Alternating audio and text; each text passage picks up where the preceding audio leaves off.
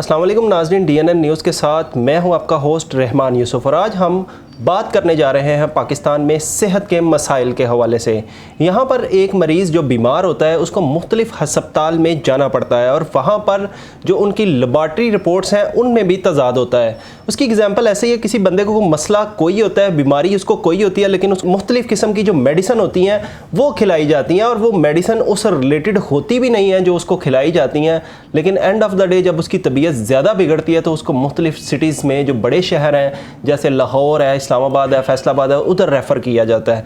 लेकिन जब वो उधर पहुंचता है तो उसको पता चलता है कि मैं जिस मर्ज़ की दवाई खा रहा था कई सालों से वो तो मुझे बीमारी है ही नहीं।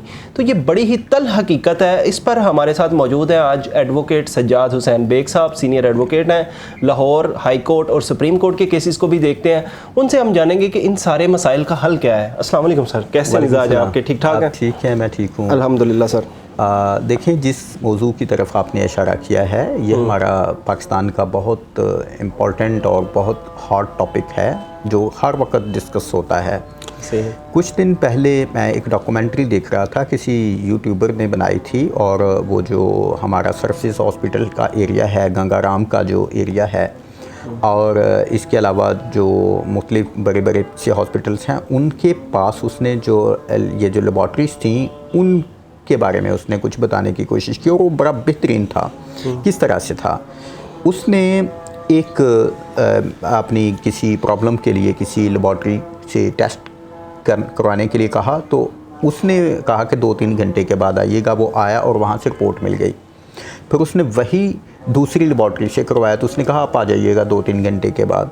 इस तरह 3-4 मुख्तलिफ लेबॉर्ट्री से जब उसने वो करवाया तो उनके दरमियान इतने तज़ाद था कि जो नेचुरली पॉसिबल नहीं होता।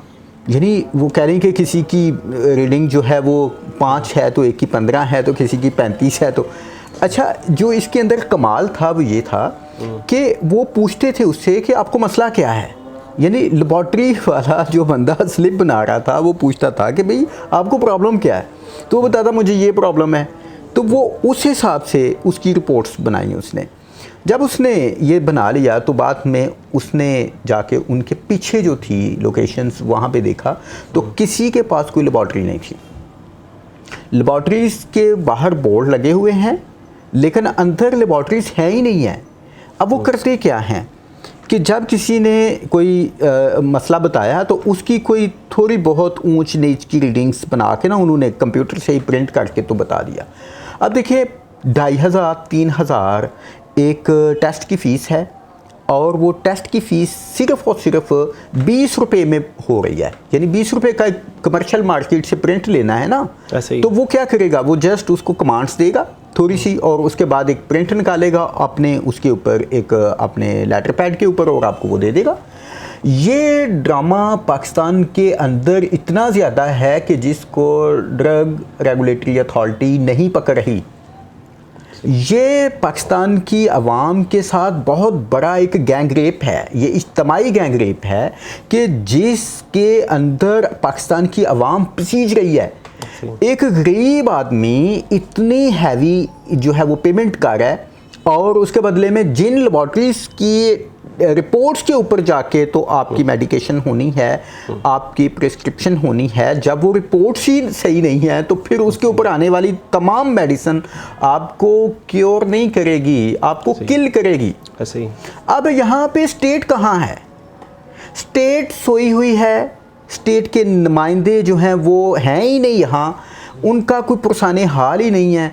आप देखें जिसने जो मेडिसिन नहीं रखनी उसने वो रखी हुई है। ऐसे ही आप जाके पूछें ये तो आप रख ही नहीं सकते तो वो कहेगा जी वो ड्रग इंस्पेक्टर अपना है,